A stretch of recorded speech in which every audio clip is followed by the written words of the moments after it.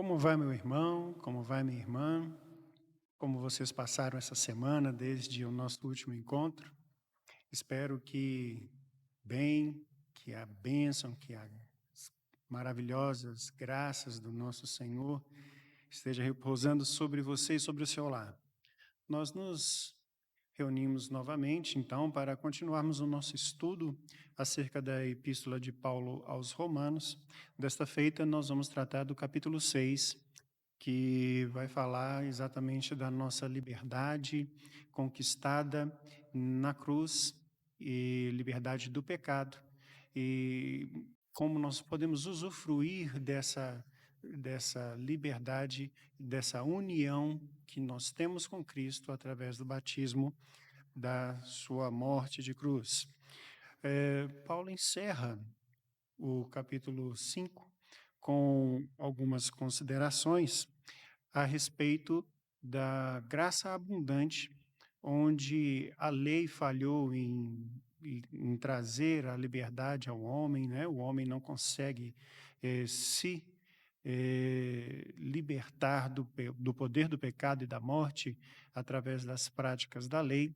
E Paulo, inclusive, coloca que a lei ela não veio para trazer a vida, mas para poder trazer e expor cada vez mais o pecado do homem, porque cada vez que o homem falha em cumprir a lei, fica evidente a sua condição de pecado. E aí ele encerra com aquele texto, né, onde o pecado abundou, que no caso ele estava se referindo debaixo de Adão, debaixo da égide da lei, superabundou a graça. A graça vem e redime o homem do pecado, liberta o homem não somente do pecado, mas também da morte, né? Então essa graça é muito mais abundante. Ele encerra dessa maneira. E isso levou a alguns questionamentos, né, que o Paulo passa a responder aqui no capítulo 6. Vamos fazer uma oração antes de nós iniciarmos a nossa leitura e exposição? Senhor, nosso Deus e Pai, nós agradecemos ao Senhor por essa oportunidade que o Senhor nos concede de estarmos na Tua presença, estudarmos a Tua palavra e aprendermos mais do Senhor. Nós te agradecemos pela vida do apóstolo Paulo, pelos seus escritos. Agradecemos ao Senhor por essa palavra que nos foi entregue tão graciosamente, preservada através dos séculos, pelo seu poder, para que seja bênção na nossa vida nessa noite. Nós clamamos ao Espírito Santo que inspirou o apóstolo Paulo na escritura dessa palavra, que também venha sobre nós aclarar o nosso entendimento nessa noite, para que possamos aprender com esses escritos e eficazmente possamos colocar em prática aquilo que aprendemos aqui. Nossa oração é feita, confiada não nos nossos méritos, mas nos méritos de Cristo, nosso Salvador. Amém. Muito bem. Então, iniciando capítulo 6, o verso 1, Paulo diz: Que diremos então?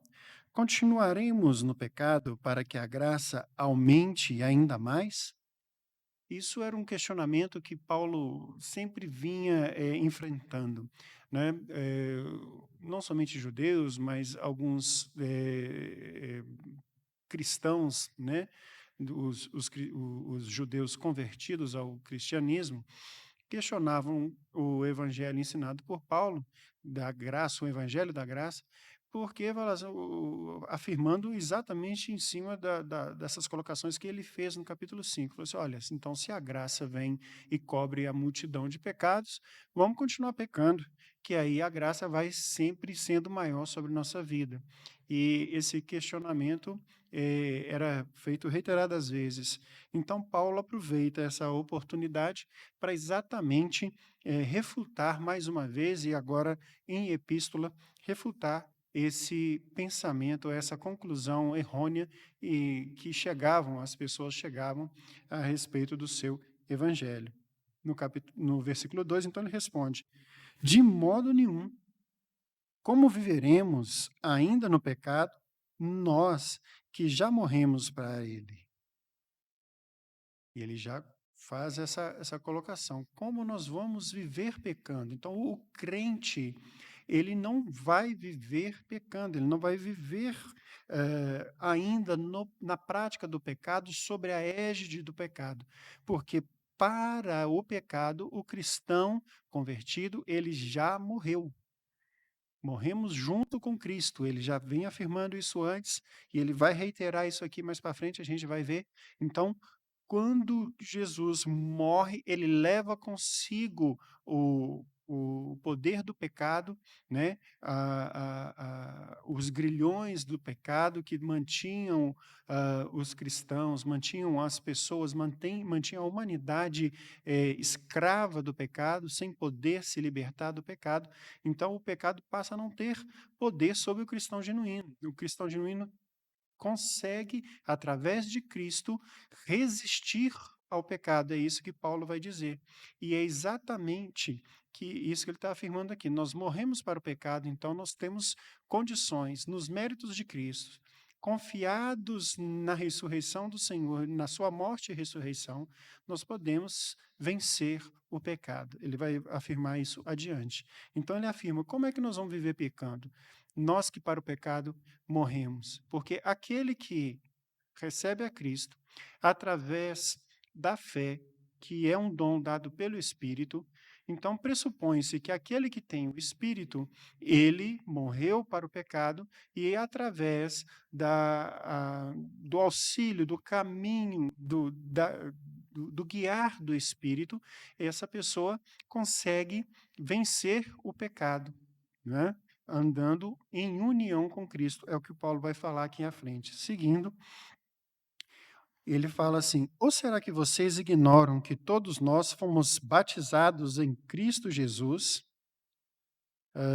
fomos batizados na sua morte? Então, todos nós que fomos, perdão, eu engoli um que aqui, né? Ou será que vocês ignoram que todos nós que fomos batizados em Cristo Jesus, fomos batizados na sua morte? Então, afirmando, né, ele inicia aqui a sua exposição a esse respeito. Ou seja, o cristão que é batizado em Cristo Jesus, e esse batismo ele está referindo-se ao novo nascimento, obviamente ele também faz a menção ao batismo com água, que é um simbolismo do novo nascimento, da entrada do cristão no corpo, né, de Cristo, né, que é a igreja. Logo, tem esses dois aspectos, mas ele está falando batizado com Cristo aqui, e ele está se referindo ao novo nascimento, né, através da fé em Cristo Jesus.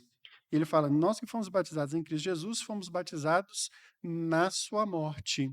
Então, ele fala assim, batizados na sua morte, como assim? Quando o Jesus morre, ele leva consigo, então, ele paga todos os pecados, né? Ele leva consigo os grilhões do pecado, o domínio do pecado sobre o crente. Então, nós somos batizados nessa morte de Cristo, né? Nosso novo nascimento, né? É representado na ressurreição de Cristo, quando Jesus ressurge da morte, vencendo a morte, vencendo o pecado. Nós, então, que nos apropriamos dos méritos de Cristo, renascemos com Ele, isso é o nascer de novo, renascemos juntamente com Cristo, como uma nova criatura que não é que está livre de pecar, não é que o cristão não peque, mas ele tem a condição de resistir ao pecado, né? Obviamente, num dado momento, vai acontecer, porque nós somos falhos, nós ainda não fomos redimidos, mas nós não nos entregamos à prática do pecado, nós não somos escravos do pecado, né? O pecado na vida do crente é um acidente, não é uma prática, não é um modo de vida do crente, muito antes pelo contrário, né? É uma eventualidade. Seguindo, fomos batizados na sua morte, ele vai no verso 4. Fomos sepultados com ele na morte pelo batismo, para que, como Cristo foi ressuscitado dentre os mortos, pela glória do Pai, assim também andemos em novidade de vida. É o que a gente estava expondo, né? Paulo ele segue exatamente nessa linha. Ele fala: olha, fomos sepultados com ele. Quem foi sepultado com Cristo? O velho homem, o nosso velho homem. Quando nós somos alcançados pela graça do Senhor e a fé no seu sacrifício e a fé no mérito do seu sacrifício nos enche. Então, a nossa velha natureza, que estava debaixo de Adão, lembra do argumento da semana passada?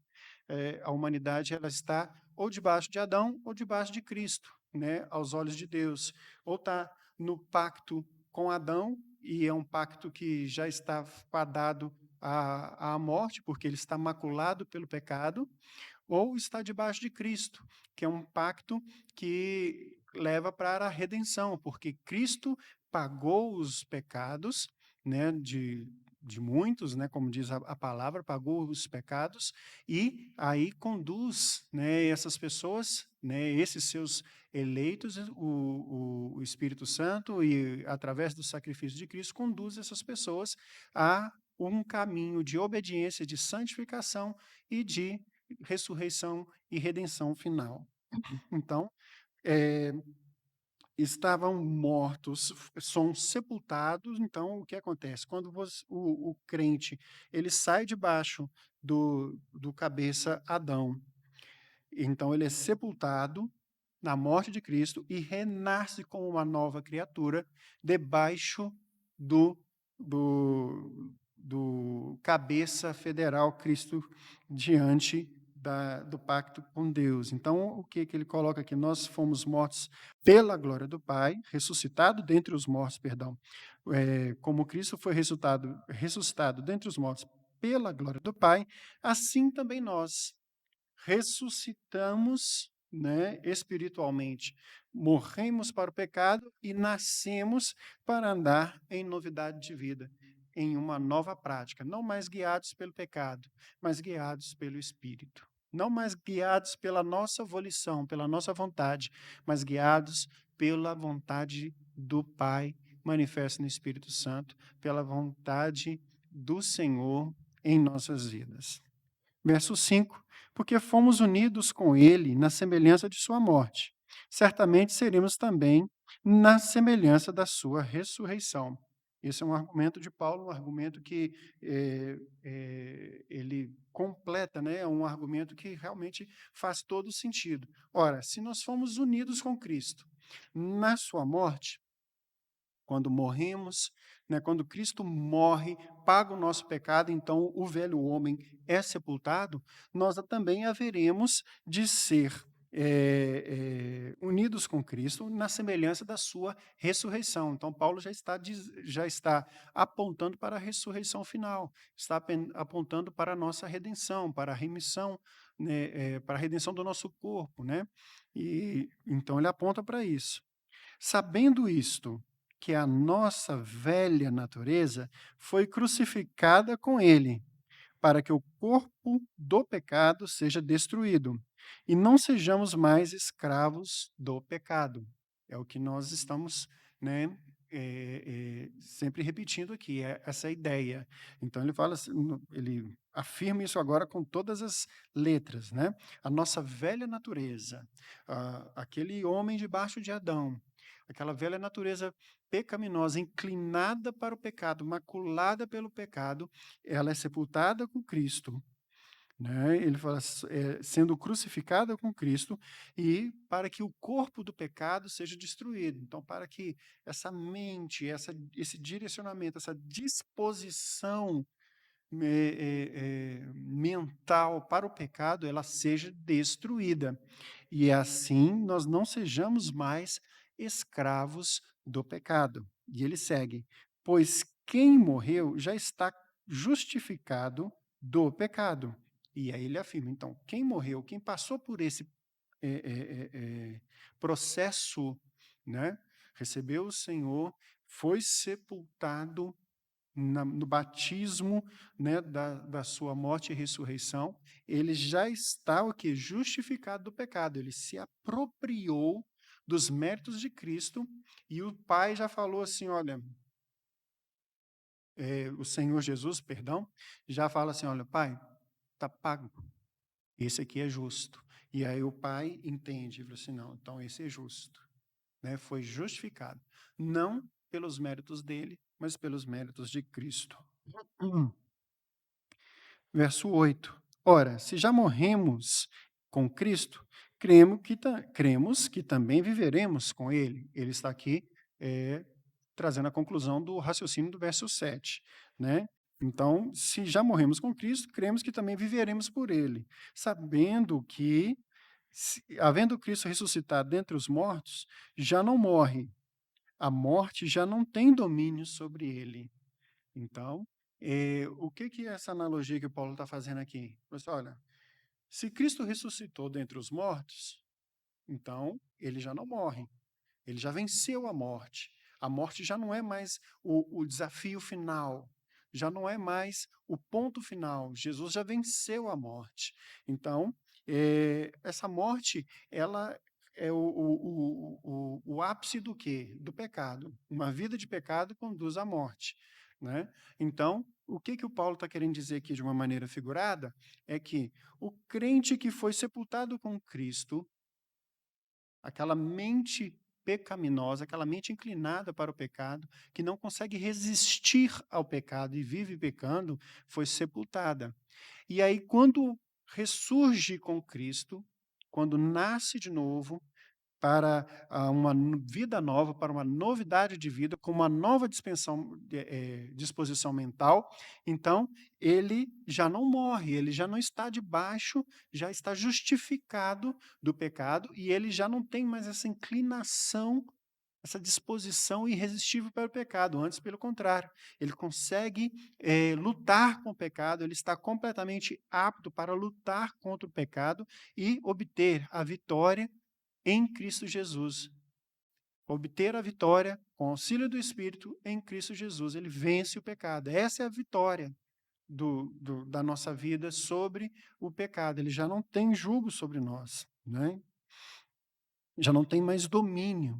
É a palavra que Paulo fala aqui. Já não morre. A morte já não tem domínio sobre ele. A gente pode trocar morte pelo pecado aqui, que fica a ideia fica clara na nossa cabeça. Então já não morre, porque o pecado já não tem domínio sobre ele, né? Essa é a ideia. Verso 10. Pois quanto a ter morrido, de uma vez para sempre morreu para o pecado, mas quanto a viver, vive para Deus. O Paulo ele está colocando isso daqui. Quanto a ter morrido, nós, quando morremos para o pecado, nós morremos de uma vez para sempre. Ou seja, não existe a possibilidade de morrermos novamente para o pecado tomar conta da nossa mente e nós sermos conduzidos à perdição, ou seja, o salário final, a condenação final. O que que ele está falando? Olha, já morreu, né? Ele fala assim, quanto eu ter morrido de uma vez, para sempre morreu para o pecado. Então, quando o nosso velho homem morreu para o pecado, ele morreu de uma vez só. E a nossa mente agora, ela já vive com uma nova disposição, aquilo que nós já dissemos.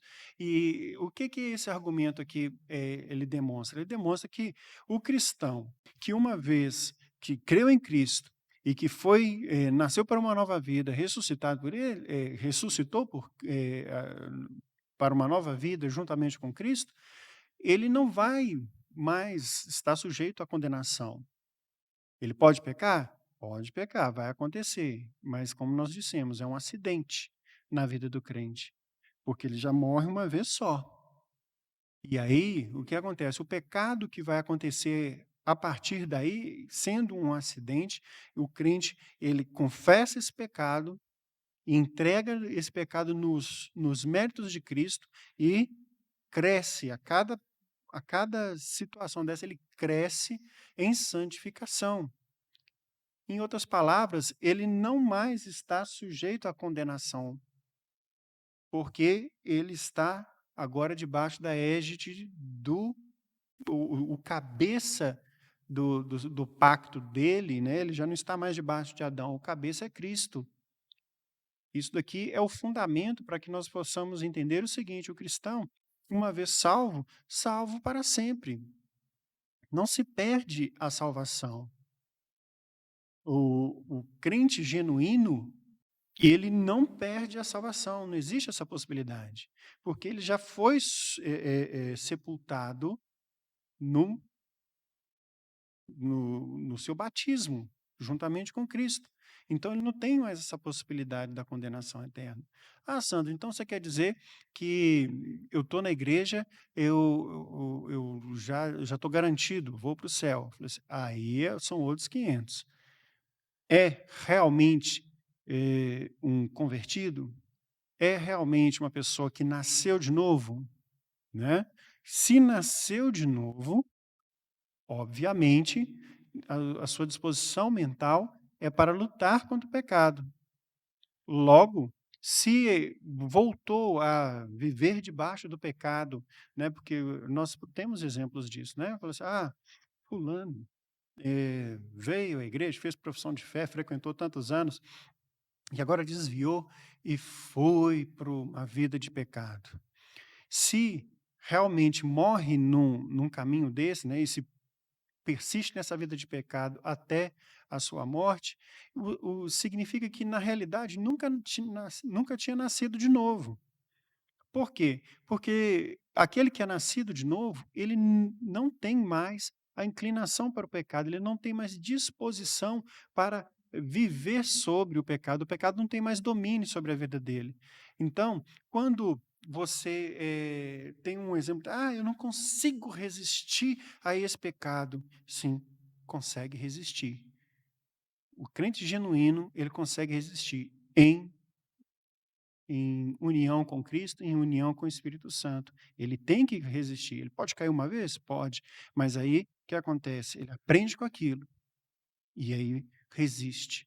Ele aprende que ele não deve mais entregar o seu corpo à prática do pecado. E aí ele cresce em santificação. É isso que Paulo vai falar quando ele se refere à santificação, a evoluir, a abandonar uma vida de pecado. Agora, se a pessoa ela pode frequentar a igreja, ela pode vir à frente, fazer uma pública profissão de fé até mesmo passar pelas águas, receber o batismo, mas pode estar em engano no seu coração.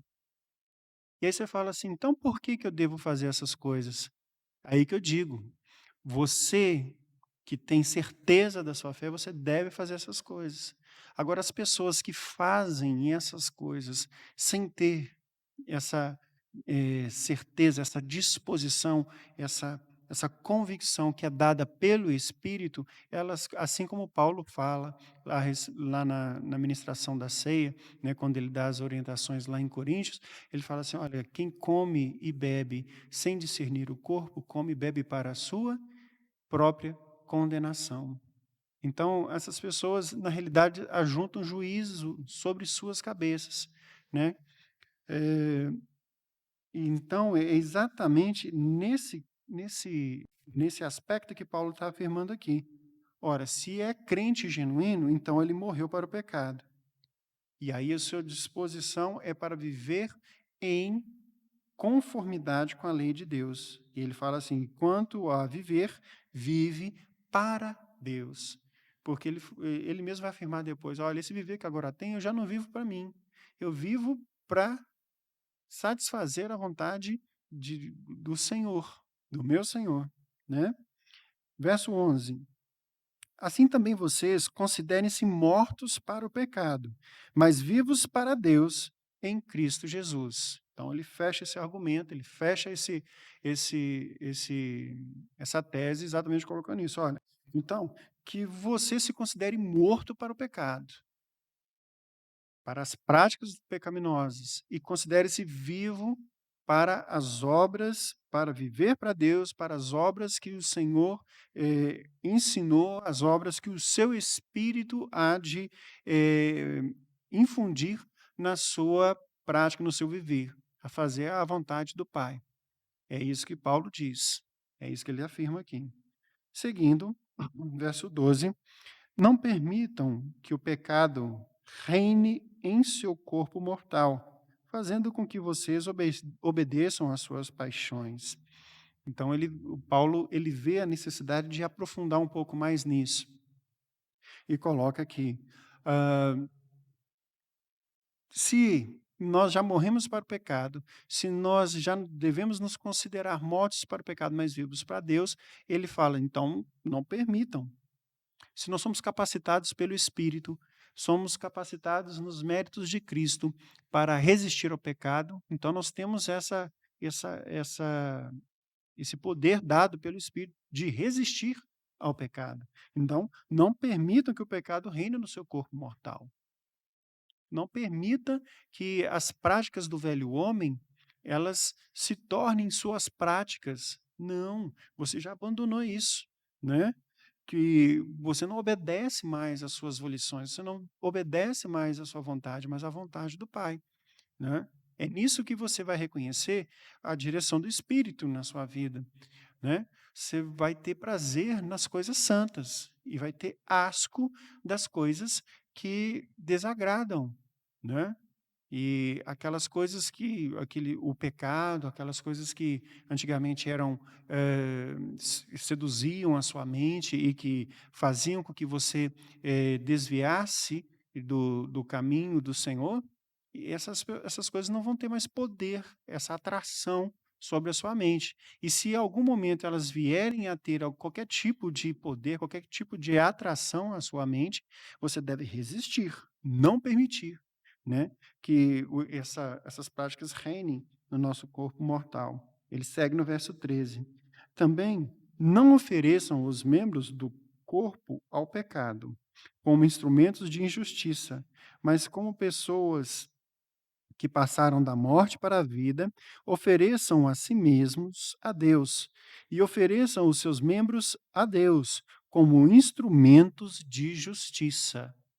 Então, Paulo está dando uma instrução direta aqui.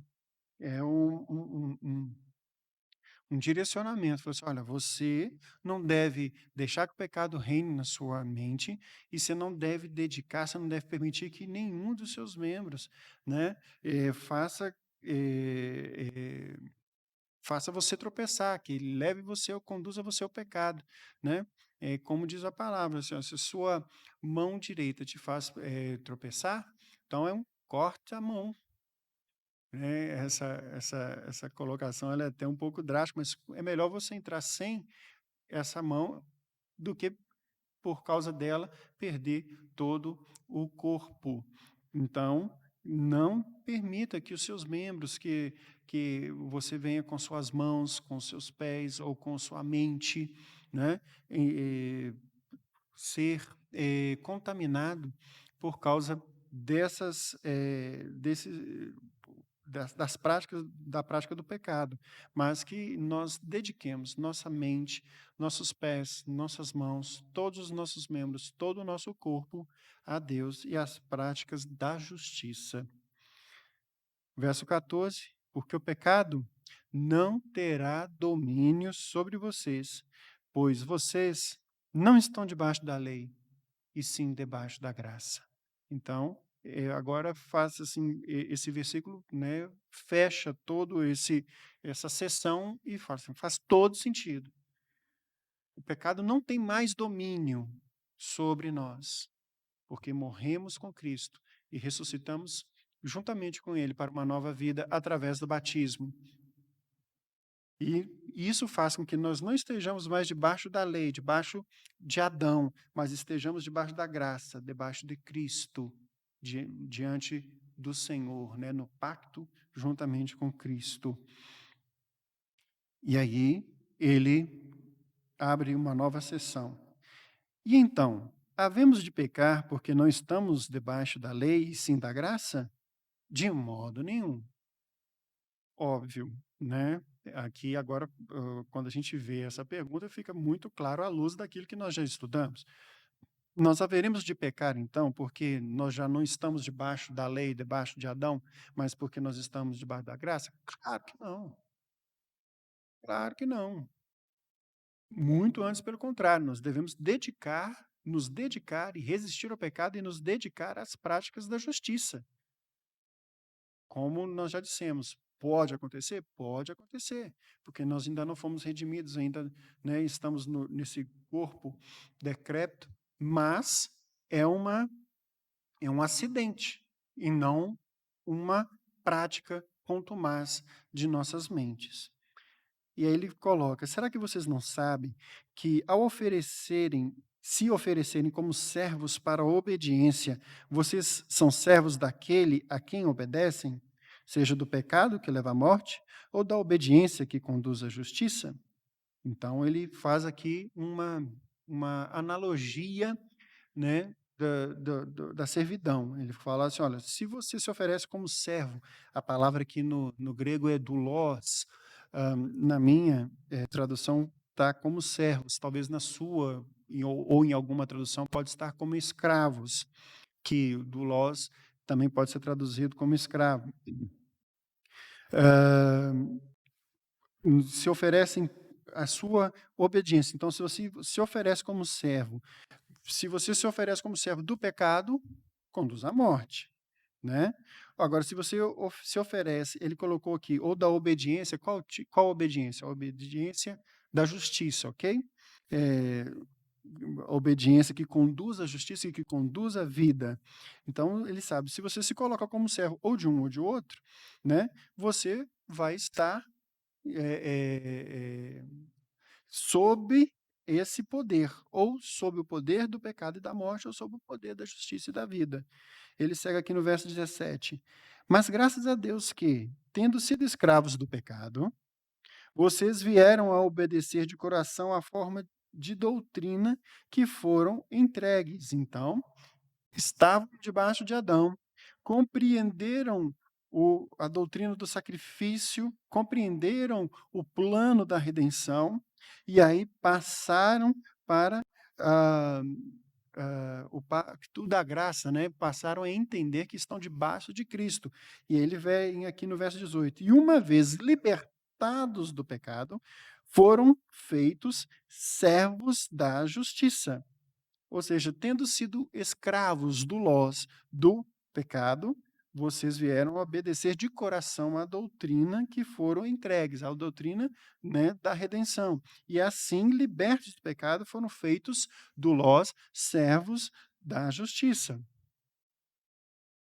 Logo, ele fala assim, eu falo em termos humanos, ele está falando exatamente falando, explicando que ele usou essa analogia da escravidão, por causa da limitação de vocês. Então ele usou essa analogia exatamente para poder ser didático, mesmo porque a questão de ser a palavra, né, doulos, escravo, o escravo é aquele que serve e ele não tem escolha, ele não tem, ele simplesmente ele está ali e não tem vontade própria, né. E não é o caso, o Senhor que nos atrai, né, eh para o seu aprisco, e nós temos, o poder de resistir ao pecado, essa é a nossa escolha, né. "Ah, e se eu não resistir ao pecado?" Essa foi sua escolha. E é por isso que nós devemos sempre, confiar nos méritos do Senhor, confessando os nossos pecados, confessando as nossas falhas, porque quem falha somos nós, não é não foi Cristo. Então, estando debaixo da égide da representatividade de Cristo, nós devemos confessar sim as nossas falhas para, né, estar sempre, dando manutenção nessa nossa condição. "Ah, mas nós temos nós vamos perdê-la?" Não, nós não vamos perder essa condição, mas é exatamente a disposição do nosso coração que nos faz a confessar o nosso pecado. Porque, não sei se já aconteceu com você, eh, quando você faz alguma coisa e tenta esconder, cometeu algum pecado, cometeu alguma falta e tenta esconder. Eu lembro quando eu era mais jovem, quando eu era menino, Isso acontecia muito lá em casa, né. Às vezes eu e meu irmão, a gente fazia arte, e aí a gente tentava esconder da minha mãe. Tentava, né, aquela história assim, né, vamos deixar quieto, quem sabe passa, desapercebido. Só que nunca passa desapercebido. E aí o que que acontece? Na hora que descobre aquela falta, pergunta: "Quem foi?". "Ah, eu não fui", né, filho feio não tem pai. E aí "Ah, eu não fui, ah, eu não fui", aí, "Ah, tá ok". Então essa situação, essa arte, ela se fez sozinha, né, e isso vai só aumentando, a nossa culpa.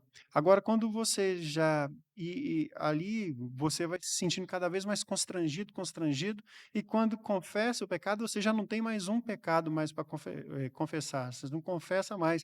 Tem a falha inicial, depois tem a mentira, tem a omissão, né, tem a dissimulação, tem toda uma situação para poder, confessar, né, que vem à tona.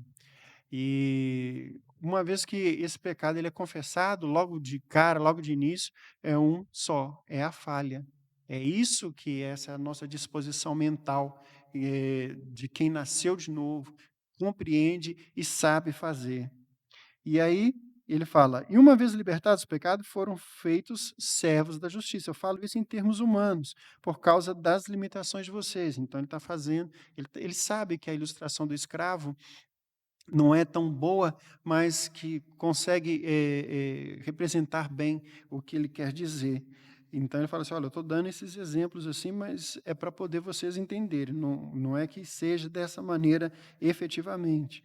Assim como ofereceram seus corpos para que fossem escravos da impureza e da maldade que leva à maldade, assim, ofereçam agora os seus membros para que sejam servos da justiça para a santificação, é aquilo que nós falamos, né. Então, a partir do novo nascimento, somos salvos para uma novidade de vida, somos transformados em novas criaturas com uma disposição mental avessa ao pecado. Uma vez detectado o pecado, a gente confessa esse pecado e abandona, e isso vai nos conduzindo em justiça, num processo de santificação, né, em que a gente vai cada vez mais se tornando separado, né, é importante a gente entender que a palavra santo significa separado, né, consagrado para o serviço do Senhor, então esse processo vai se tornando cada vez mais e a gente vai abandonando as práticas, certas coisas que aí você não vai sentindo falta, né. E aí aquilo já não toma mais, conta da sua disposição mental, do seu coração, né.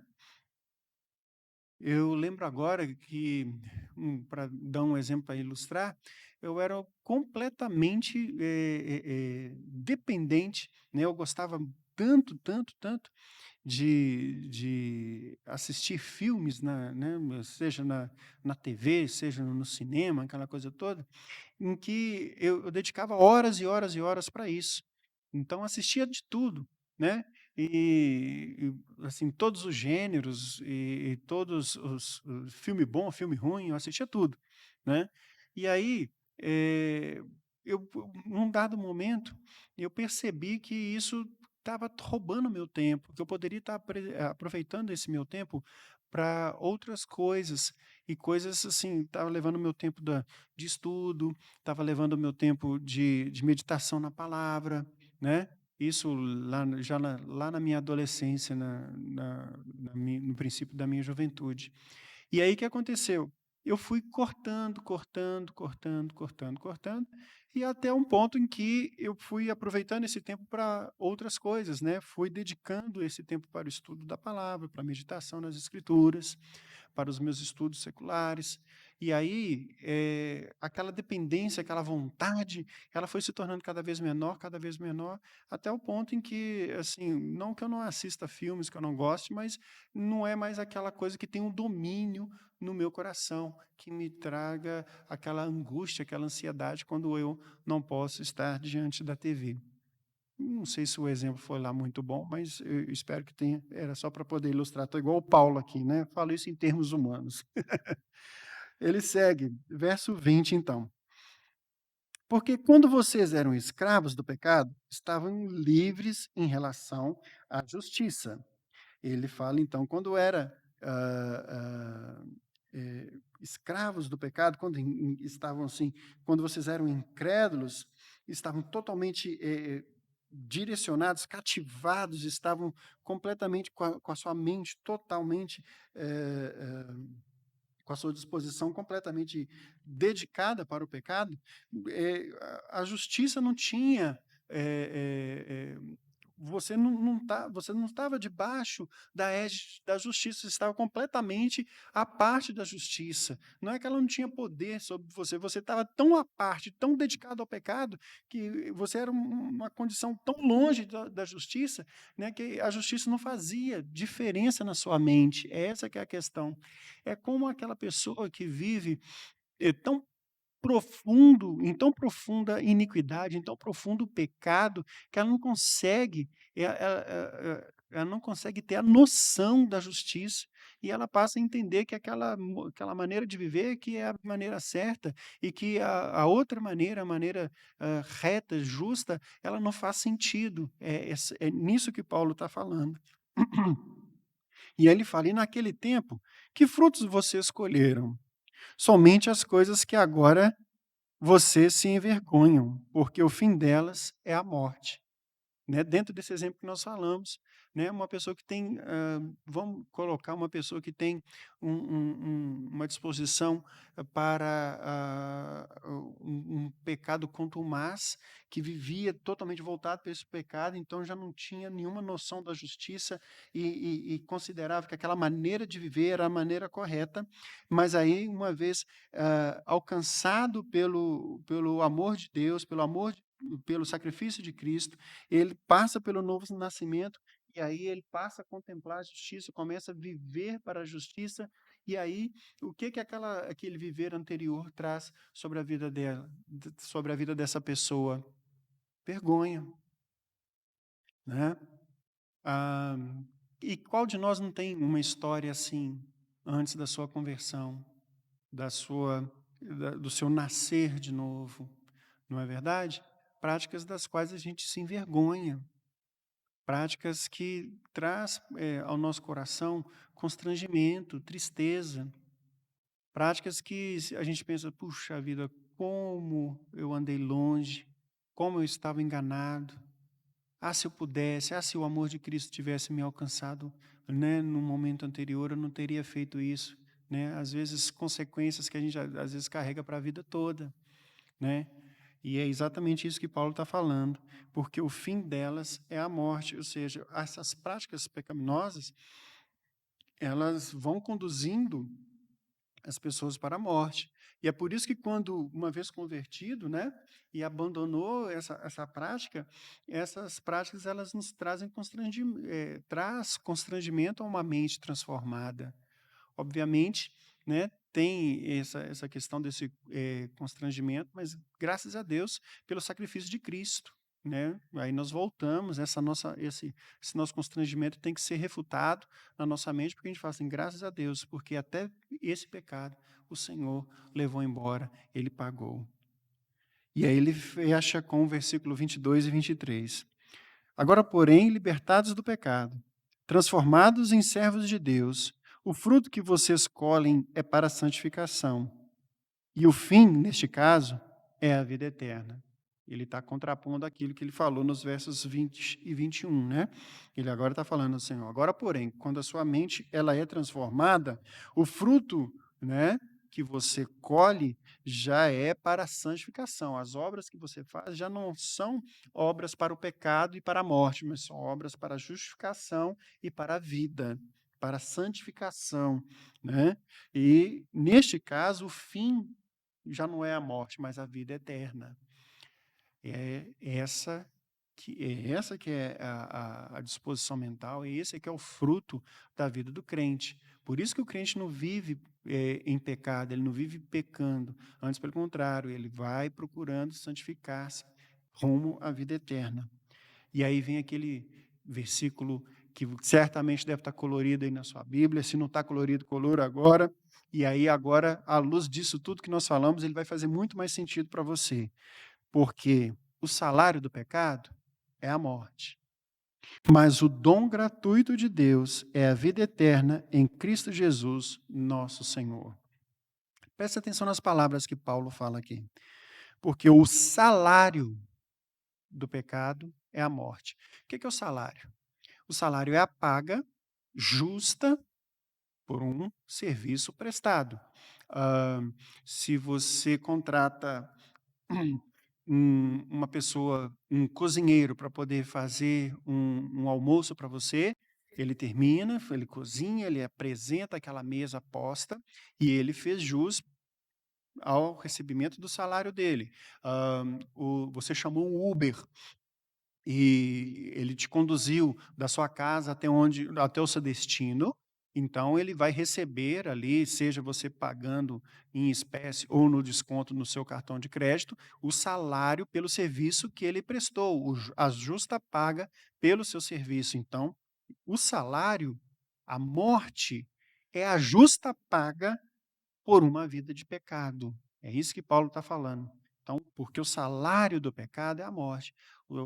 A morte é a justa paga pelo serviço pecado. Mas olha só o que ele fala aqui. Mas o dom gratuito, dom é aquilo que você recebe, né, que é uma dádiva, é uma doação, ele fala gratuita, ou seja, você não faz nada, né, para merecer aquilo ou para fazer jus àquilo. Por isso, né, que algumas pessoas falam até aquele trocadilho, né, o bom da graça é que ela é de graça, né. E então, assim, o dom gratuito de Deus não é um salário, você não faz por merecer, antes pelo contrário, você recebe de graça da parte de Deus, mediante a fé no sacrifício de Cristo. É a vida eterna em Cristo Jesus, nosso Senhor. Graças a Deus pelo sacrifício de Cristo, em que nós podemos ter o dom gratuito da vida eterna.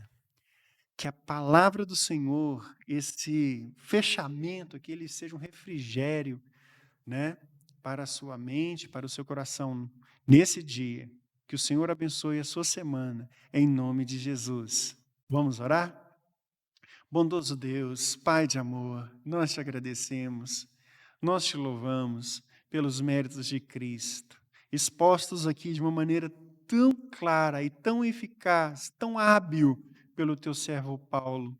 Nós te agradecemos, ó Deus, porque o seu Espírito derramado sobre nós nesse momento, nós podemos, ó Deus, compreender essas palavras e elas podem ser motivo de alegria e refrigério aos nossos corações e mentes.